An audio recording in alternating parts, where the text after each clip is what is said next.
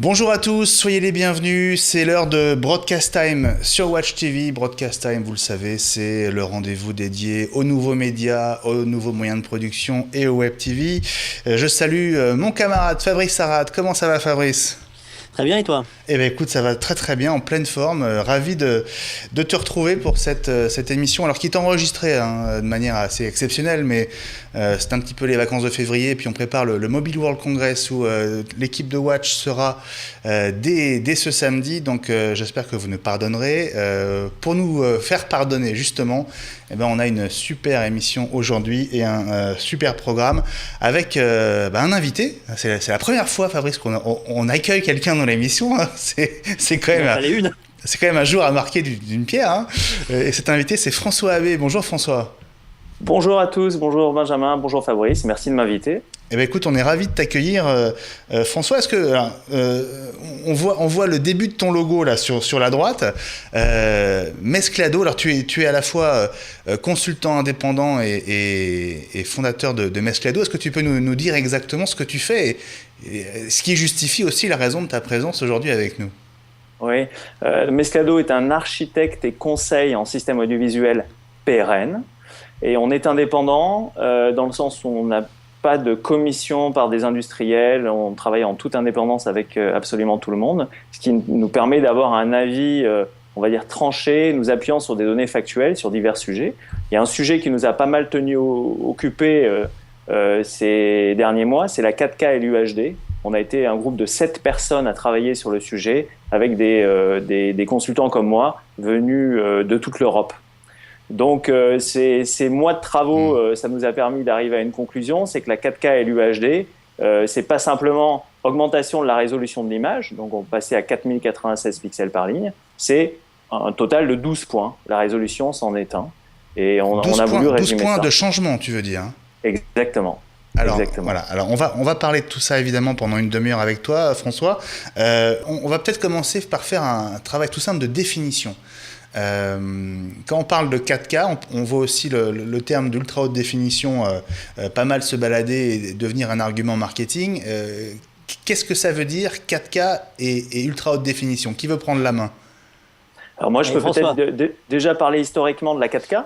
La 4K, c'est tout simplement l'industrie, on va dire, du film, du documentaire, des séries, qui s'est dit on fait de la 2K et puisqu'on fait des effets spéciaux, on a besoin d'augmenter la résolution pour avoir beaucoup plus de détails dans l'image. Et ça fait des années que ça se fait.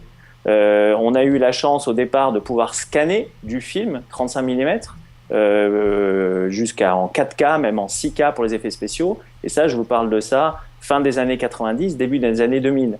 Donc quand on parle à cette industrie du rêve 4K, ils sourient, parce que la 4K, ça date clairement pas d'hier, ils ont énormément de recul.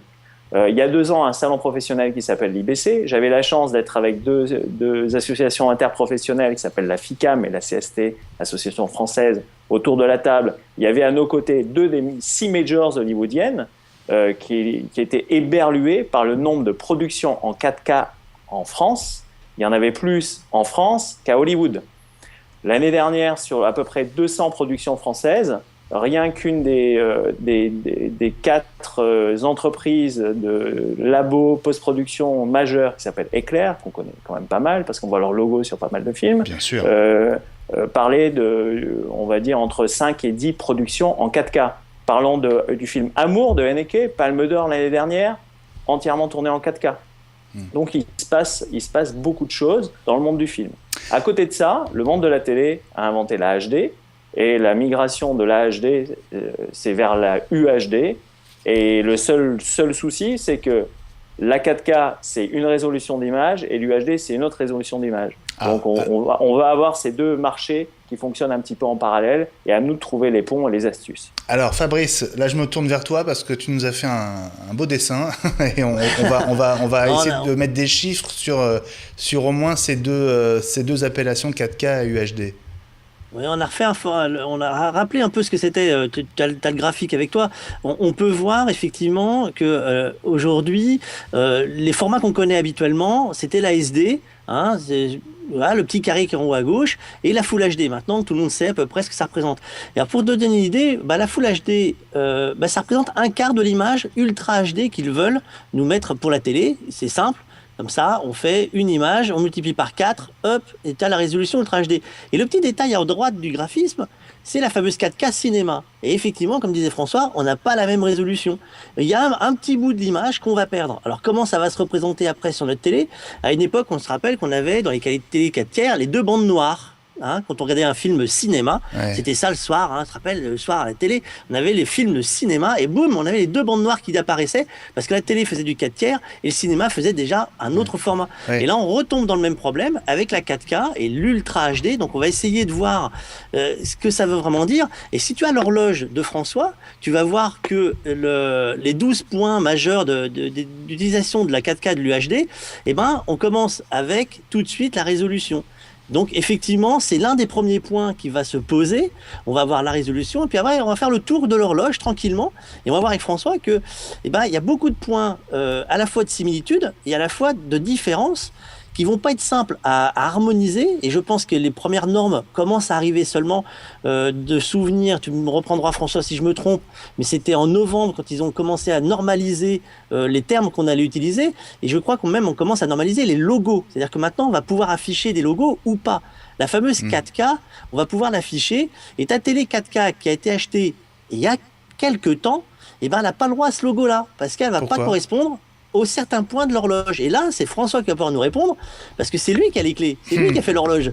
Alors, si tu veux bien afficher l'horloge Mesclado avec les 12 points, tu vas voir qu'il y a plein d'éléments sur lesquels on pourra potentiellement s'arrêter et qu'il sera important de noter. Alors déjà, le point de la résolution, et c'est vrai que jusqu'à il y a quelques mois, moi qui ne suis pas un gourou à la base de la 4K depuis des années, comme ont pu l'être les post-producteurs et les gens du monde du cinéma, pour moi, c'était que la résolution.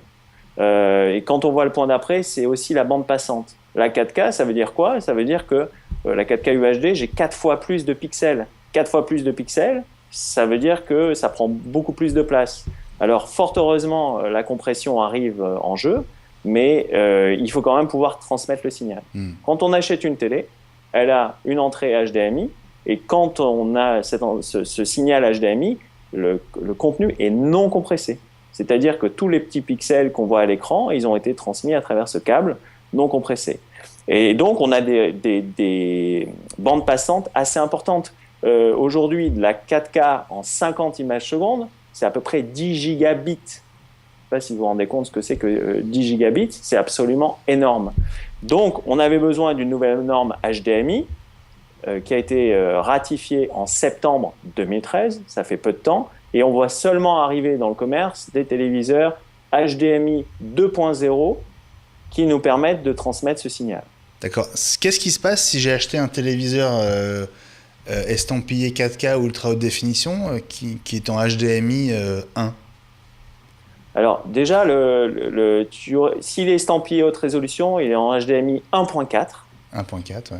Ou même 1.4A. Ne me demande pas la différence, mais c'est ce qu'on m'a dit. Ouais. Et donc, on a pu faire des tests.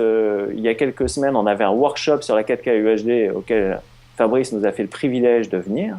Et on a pu faire des essais. Et on a bien vu que le 1.4, le HDMI 1.4 fonctionnait. Maintenant, il fonctionne dans ses limites. Et une de ses limites, c'est 25 images secondes. Et pas 50, donc c'est ça. Et pas 50. Qu'est-ce que ça change d'être en 25 ou en 50 images secondes ? Alors, ce que ça change d'être en 25 images secondes ou en 50, principalement pour le sport, ça donne beaucoup plus de fluidité au mouvement. Et ça, c'est un point qui fait une réelle différence pour les aficionados, on va dire. Ouais. On sait également que des films comme The Hobbit, qui a été présenté récemment, étaient tournés, lui, en 48 images par seconde. Pourquoi cette distinction ? Parce que dans le monde du film, on a 24 images, on a doublé la cadence image jusqu'à 48. Et alors, question toute bête, mais quand on joue un film tourné en 48 images secondes sur un écran qui lit du 50 images secondes, ça se passe comment ? Alors Benjamin, est-ce que tu as déjà regardé un film sur ta télé HD ? Oui. Oui, voilà. Ben lui, il a été tourné en 24. D'accord. On l'accélère en Europe de 4%. Et après, on réduit ce qu'on appelle le pitch audio pour que les voix des personnes et la musique n'aient pas qu'il n'y ait pas un changement de ton, que ça soit pas trop. C'est vraiment comme ça qu'on fait. Et c'est vraiment comme ça qu'on fait. D'accord. Et c'est pas prêt de s'arrêter parce que les Américains aimeraient que ça soit en 60 images, les Européens en 50. Et donc, si on voulait mettre tout le monde d'accord, qu'est-ce qu'on fait ? Eh bien, on prend le plus petit commun dénominateur, 300 images secondes. Et je ne plaisante pas. On va réviser les multiples avec toi, c'est bien. Hein. Voilà, ouais, exactement. Non, mais sérieusement, 300 images secondes ? Oui, c'est ce que certains annoncent, tout à fait. Bon, à t'écouter, il faut attendre 10 ans avant d'acheter un téléviseur 4K, alors. Non, à m'écouter, il ne faut pas attendre. À m'écouter, il faut s'assurer que le B.A.B.A. est dans la boîte. Donc, j'ai parlé du HDMI 2.0. S'assurer aussi que sur ce HDMI 2.0, on a le HDCP. Souvenez-vous du HDCP, c'est ce qui permettait d'encrypter justement ce lien audio et vidéo pour qu'il n'y ait pas derrière de piratage. Et donc, le HDCP va lui aussi devoir évoluer pour des raisons plutôt politico-technique, donc un niveau de sûreté supérieur. Et donc, on va avoir besoin du HDCP version 2.2. Maintenant, comment est-ce que tu vas pouvoir annoncer au grand public que la télé est UHD Ready, HDMI 2.0, HDCP 2.2 ? Il faudra bien se renseigner. Bon, écoute, on a bien fait. Alors déjà on a une confirmation, Fabrice, c'est qu'on a bien fait de faire cette émission. Parce que je crois que c'est encore plus compliqué que ce que j'imaginais. Donc, coup de bol, il nous reste encore presque une vingtaine de minutes pour continuer de faire le tri entre toutes ces infos. On va peut-être revenir à des détails très terre à terre. On va peut-être faire un point sur les prix avant de reparler technique, François. GFK vient de sortir son étude sur 2013.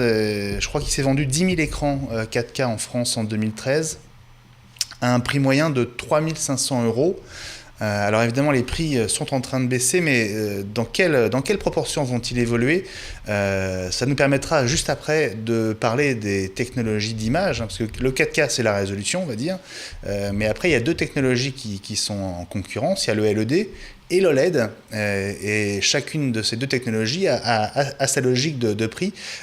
Sur le sujet, j'avais rencontré Patrick Chardin, le directeur général de LG France. C'était à Las Vegas, au CES, début janvier, et il nous racontait comment les prix vont évoluer justement chez LG. On l'écoute.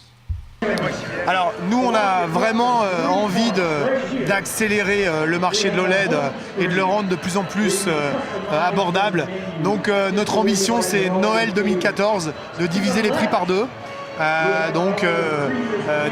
D'avoir un 55 pouces OLED entre 4 000 et 4 500 €, et pareil en 2015.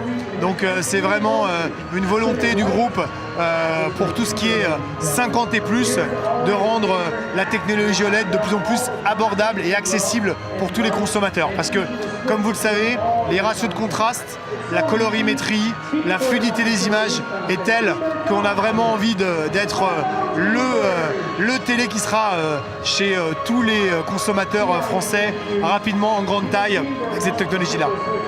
Ça veut dire que le LED va s'imposer sur tous les grands écrans ? Oui, c'est vraiment la volonté du groupe. C'est pour ça qu'il y a un gros focus à la fois sur le LED et sur le LED 4K, parce que dans les 3 ans, on a envie d'être la technologie majeure sur les 50 pouces et plus. Alors, une fois qu'on s'est parlé de OLED Curve 4K, on peut aussi parler de ultra haute définition en LED. Là, on va couvrir du 49 au 98, donc 49, 55, 65, 79, 84 et 98 pouces, avec des écrans LED, donc technologie classique, en ultra haute définition, et on va vraiment essayer avec cette nouvelle gamme de rendre accessible la haute définition. Pour vous donner quelques exemples, sur cette fin d'année, on pouvait dire qu'un 55 pouces, ça valait entre 3 000 et 4 000 € en ultra haute définition. Pour un modèle qui est en Full HD, de bonne configuration, valait entre 1 500 et 2 000 €. Et bien là, dans le premier trimestre 2014, un écran 55 pouces UHD, ça vaudra entre 2000 et 2200 € chez LG, et je pense à peu près le même prix chez nos principaux concurrents. Et un 49 pouces, ça vaudra entre 1600 à 1700 €. Donc l'écart entre l'UHD et le Full HD se réduit fortement, ce qui permet aux consommateurs de pouvoir vraiment, sur les très grandes tailles, acheter des écrans de façon plus facile et de façon plus abordable. Patrick Chardin, donc le directeur général de LG France, était au CES. Les prix donc sont en train de baisser et effectivement l'écart entre le Full HD et le 4K est en train de se réduire. François, ça veut dire que on va tous naturellement assez vite cesser de se poser la question de savoir ce qu'on achète? Moi, je pense que par défaut, les écrans permettront d'afficher des résolutions plus importantes, ça c'est clair. Il y a aussi une certitude, c'est que là on parlait de deux technos d'écran, n'oublions pas les projecteurs. Et on voit qu'une marque avait un projecteur chez un des gros revendeurs d'équipements grand public qui était à 20 000 €. Là, il est plus son successeur n'est plus qu'à 10 000 €. Donc ça aussi, ça baisse. Je voudrais vous informer d'une étude qu'a menée la NHK, un gros département de recherche. La NHK a dit qu'il fallait, pour avoir une expérience plus immersive autour de la 4K UHD, il fallait être à 0,75 fois la hauteur de l'écran. Donc nous, on a fait une petite règle de 3 par rapport à ça. Vous prenez la taille en pouces de l'écran, c'est la distance à laquelle vous devez être en centimètres. Donc notre camarade de LG parlait de 98 pouces. Pour un écran de 98 pouces, d'après la NHK, en 8K, il faudrait que vous soyez à 1 mètre 98 cm. Je pense que c'est peu réaliste vu la taille des appartements aujourd'hui ou des maisons. Parce que personne n'a de 98 pouces en 4K encore, faut être clair. Voilà, mais pour l'instant qu'en 4K. Mais la réalité est entre 3 fois la hauteur de l'écran en HD et 0,75 en 8K. Bon, ça veut dire qu'avec un 50 pouces, il faut être à 50 cm de l'écran. Avec un 50 pouces, il faut être à 50 cm de l'écran. Donc, par exemple, pour un gamer qui aurait sa PlayStation PS1 ou alors sa Xbox... Sa PS4, tu veux dire? Pardon? Sa PS4, parce qu'une PS1 sur un écran 4K serait vraiment gâché. Il faut être, c'est ça. Ton écran informatique de 32 pouces, il faut que tu sois à 30 cm. Bon François, avant qu'on reparte dans la technique, parce qu'on a encore pas mal de choses à voir, puisqu'on a donné la parole à LG, je voudrais qu'on donne la parole quelques instants à Samsung. Alors là, c'est pas sur les prix, mais c'est sur un écran vraiment hors norme. Tu parlais d'un 98 pouces, mais moi je vais te présenter un 105 pouces en 21/9, incurvé. Technologie LED, rétroéclairée. Apparemment, ils se sont arrachés les cheveux chez Samsung pour sortir cet écran des labos, mais il était au CES et voici ce que ça donnait. Vous allez le voir, on va le voir notamment quasiment de profil, l'effet incurvé est très très visible. C'est gigantesque, c'est 105 pouces et c'est incurvé et c'est du HD. Donc c'est la plus belle image panoramique qu'on puisse présenter sur le salon. C'est un concentré de technologie puisqu'on est sur un écran de 105 pouces, donc quelque chose de gigantesque, sur un écran panoramique, donc sur du 21/9, avec une définition en ultra haute définition. Et il ne faut pas oublier que c'est un écran courbé, mais avec un rétroéclairage. Donc il a fallu une technologie vraiment spécifique pour arriver à faire passer cette courbure avec un rétroéclairage LED. Voilà, cet écran Samsung assez incroyable. Il y avait beaucoup d'écrans incurvés chez Samsung. Alors, on a parler de résolution. On a commencé à parler de technologie d'écran. François, François, tiens, il est parti. Ça, c'est pas mal. Alors, Fabrice, puisqu'on fait l'émission dans les conditions du direct, on va continuer tous les deux. Il y avait peut-être une urgence du côté de chez Mesclado. Toi, tu as déjà vu de l'OLED de tes yeux? Oui, mais j'ai été, je sais pas quel terme, je sais pas si c'est déçu ou surpris. Ah bon? Parce que il y a eu cet effet magique de dire l'écran est d'abord ultra fin et la définition, j'avais l'impression d'avoir un bouquin, tu sais, les bouquins que tu essayes de lire et tu as toujours une lampe, une lumière qui te gêne. Parce que ça brille trop. Et en fait, cette sensation-là, je l'ai eu quand je me suis mis... c'était un écran incurvé, alors je sais plus la marque, je pense que c'est LG. c'était intéressant de voir l'image parce qu'effectivement, il y a un côté magique, il y a un grain particulier, il y a une couleur particulière, mais le reflet qu'il y avait sur l'écran quand il y avait une lumière dans la pièce a fait que j'étais gêné. C'est-à-dire qu'il y avait un point de lumineux qui ressortait. Alors je sais pas si c'est parce qu'on était dans une pièce mal éclairée ou qu'il faut pas se mettre dans ces conditions. Donc moi, je suis pour l'instant encore dubitatif sur cet écran-là. Après, dans la question, moi, ce qui m'a fait sourire avec l'écran 105 pouces, c'est que là, tu le vois. Alors maintenant, il va falloir le mettre dans ton salon. J'ai déjà du mal, moi, à rentrer dans mon salon une télé de taille normale. Pour rentrer cette télé-là, ça va être quelque chose. Et après, il va falloir être 4 pour le transporter, ton écran, parce que pour pas avoir peur de l'abîmer, parce qu'il va pas être forcément très lourd, mais pour pas avoir peur de l'abîmer, parce qu'au prix où il va être, tu vas quand même prendre des gants pour le disposer. Mais non, mais c'est vrai que pour le mettre dans un salon, ça va pas être si simple, à part dans une salle qu'on appelle aujourd'hui home cinéma. Je vois mal, moi, la petite table de salon juste devant l'écran, avec là où tu mets tes gâteaux apéritifs quand tu fais une soirée avec les amis. Je te rassure, voilà, c'est à tester. Ouais, je te rassure, je ne connais pas ta fortune personnelle, Fabrice, mais ni toi ni moi ne sommes prêts de pouvoir nous acheter cet écran qui existe, je pense, à quelques très rares exemplaires. Et donc, voilà, je crois que François est de retour parmi nous. Oui. On a vu un siège vide, on a failli s'inquiéter. Tout va bien ? Très très bien. J'ai mesuré mon écran et malheureusement, je n'arrive pas à 104 pouces. Très largement inférieur. D'accord, bon. C'était pas la peine d'y aller, je pariais qu'il faisait pas 104 pouces. Moi, je te l'aurais dit comme ça, je l'aurais vu dans ma boule de cristal.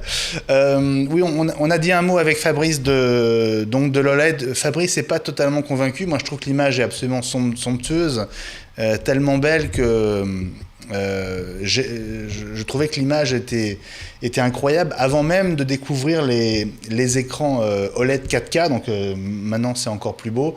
Bon, il y a encore un vrai écart de prix avec le LED. Donc probablement comme beaucoup de gens, j'aurais d'abord du LED 4K avant de goûter à l'OLED. Est-ce qu'on peut revenir, François, à cette horloge que tu nous montrais tout à l'heure pour continuer d'en faire le tour? Tu nous disais qu'il y avait 10 aspects à régler pour passer au 4K. On en a vu que 2, je crois, et encore. Donc on continue ? On peut continuer avec grand plaisir, Benjamin. On en a vu plusieurs, puisqu'on a quand même parlé de cadence d'image. Je vous évoquais le fait que pour le sport, le 50 images secondes sera quand même très pertinent. On pourra aussi voir nativement des films qui auront été tournés en 48 et légèrement accélérés. On a vu ensemble cette petite bidouille.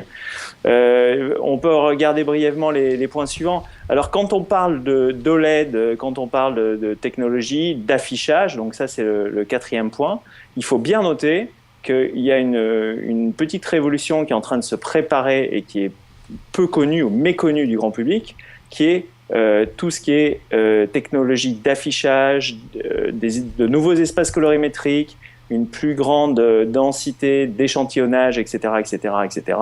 Sans entrer dans les détails et pour la faire simple, on est en train de se dire que ce on vit dans le son parfois tous les jours, on a quand même une très très grande définition du son. C'est assez bluffant d'écouter du son surround. On voudrait avoir quelque chose de comparable en vidéo. Et en particulier, ou en image, et en particulier, on voudra avoir un affichage d'une meilleure définition, résolution et des couleurs qui pètent. Et pour que tout ça pète, et quelqu'un me disait hier que pour la première fois, il avait regardé le soleil et ça l'avait ébloui sur un écran. Pour qu'on arrive à cela, il y a plein de choses à mettre en place et ces choses ne sont pas encore prêtes. Alors, il y a des choses qui se font, en particulier chez Dolby. Il nous reste 2 minutes, François, donc il faut qu'on... Oui, tu es à l'essentiel sur la deuxième demi-heure, en fait. Ouais, ok. Alors, qu'est-ce qui n'est pas prêt ? Dolby a annoncé une technologie qui est propriétaire, qui s'appelle le Dolby Vision, qui permettra d'arriver à cela. Il y a aussi un autre programme plutôt open source de Technicolor, mais tout ça, c'est pas pour demain. Donc, il y a quand même de grandes chances pour que ces technos arrivent demain et que ce soit une deuxième phase de la ultra haute définition et de la 4K. Ouais. Un mot pour finir. Alors, on n'est pas dans l'image même, mais on est plus dans le rapport à l'image. On entendait Patrick Chardin évoquer les écrans incurvés. Il y a eu aussi au CES, on a vu ces écrans incurvés, mais qui qui sont motorisés, c'est-à-dire qu'en appuyant sur un bouton de la télécommande, on transforme l'écran, oui, il bouge, il devient soit plat, soit incurvé. Est-ce que pour toi, ça a un sens de passer à ces écrans? Est-ce que le côté immersif, est-ce que c'est vraiment une réalité ou est-ce qu'on est dans un argument marketing pour vendre de la 4K? Oui, alors Benjamin, là, il y a une réalité. C'est que pour tout ça, ça marche. Il faut que l'écosystème complet soit bâti et fonctionne. À partir du moment où j'ai du contenu à passer sur ces écrans, bien sûr, ça marchera. Alors, je ne dis pas que ce sera une révolution technologique ou business, ça, j'en sais rien. Mais il y a une certitude, c'est qu'il faut qu'on ait les contenus et que les contenus soient bons pour que le public adhère. Voilà. Bon, en fait, tu réponds pas à ma question, mais c'est important les contenus, c'est vrai. Je suis d'accord avec toi. Juste un point, tu disais Fabrice qu'il y avait très peu de films tournés en 4K. J'avais l'impression que depuis, on va dire 2-3 ans, tout est tourné en 4K maintenant, non? Alors, François peut le confirmer beaucoup plus que moi. Effectivement, ça a augmenté. En France et en Europe, on est peut-être plus en avance sur le tournage 4K. Alors attention, quand je parlais de films, c'est par rapport à la télévision. En télévision, pour l'instant, on a très peu de tournage 4K, alors qu'en cinéma, c'est devenu, on va dire, une priorité depuis longtemps. Sur la télévision, on va avoir les sports qui vont être les pionniers en fait de la 4K. On sait que, par exemple, à Paris, ils ont fait l'Open de Bercy en 4K, mais c'était de l'expérimentation. Là, on va tourner Sochi en 4K. Les Japonais vont tourner en 8K parce que eux, ils préparent déjà. Tourne déjà, on est dedans. Hein. Oui, parce qu'ils vont déjà. Oui, mais ils vont tourner en 8K pour pouvoir préparer l'avenir. Parce qu'eux, ils disent la 4K, nous, ça ne nous intéresse même pas. On passe à la 8K. En 2020, vous venez chez nous, vous verrez, ça sera à tomber les images. Et là, on va voir. Petit détail, qui n'est pas négligeable, c'est que le marché aujourd'hui, par exemple en France, on prévoit 3% de gens équipés en téléviseur 4K en 2017. Donc on a encore le temps de voir venir et comme disait François, les contenus ont le temps d'arriver parce que tant de toute façon on n'a pas ce qu'il faut pour regarder et les gens disent ça sert à rien qu'on produise trop vite parce qu'on n'a rien pour les diffuser. Voilà, il y a tout le monde a un petit peu ça marche pour dire on n'est pas pressé. Voilà. Toi, t'es pressé, toi. Voilà, moi, je suis pressé parce qu'il faut qu'on rende l'antenne. J'ai une dernière question pour François. François, si je suis dans une logique de remplacement de ma télé, conseil aujourd'hui là pour ce début 2014, on va dire jusqu'à la Coupe du Monde, qu'est-ce que tu conseilles de faire? Je conseille de vérifier que la télé a bien un connecteur HDMI 2.0 et ça sera, on va dire, le minimum syndical. Voilà, donc ne pas acheter une promo 4K qui serait dotée d'un HDMI 1.4 par exemple. Il vaut mieux attendre quelques semaines ou quelques mois que les connecteurs évoluent. Avant de se quitter, un petit tour du côté du site de Mesclado, François. Vous vous êtes rencontrés lors de cette journée dédiée au 4K. Je crois qu'il y en a d'autres de prévus, puisque c'est l'une de vos spécialités. Oui, absolument. On a pas mal d'interventions de prévues. Alors nous, c'est vrai qu'on a l'habitude de travailler avec les professionnels, tout cet écosystème des professionnels de l'image. Mais petit à petit, on s'aperçoit également qu'il faut éduquer des ayants droit de contenu, des producteurs, et puis également présenter ça au grand public. Voilà, eh bien, écoutez, on a été très content de t'accueillir pour une première fois dans Broadcast Time sur Watch TV. François, merci beaucoup d'être venu. Merci à vous, messieurs. C'était un plaisir. Fabrice, on se retrouve la semaine prochaine. Eh oui, encore une fois, enregistré. On va essayer de parler d'autre chose. Ça va pas être simple maintenant. Tout est dans l'ultra. Voilà, et on reviendra peut-être notamment sur Barcelone, puisque Watch sera très présent au Mobile World Congress, où on fera aussi sans doute des choses qui ressemblent à de la vidéo avec des appareils portables, donc ça nous intéresse aussi dans Broadcast Time. Salut à tous, merci beaucoup messieurs, et à très bientôt, bonne journée sur Watch TV.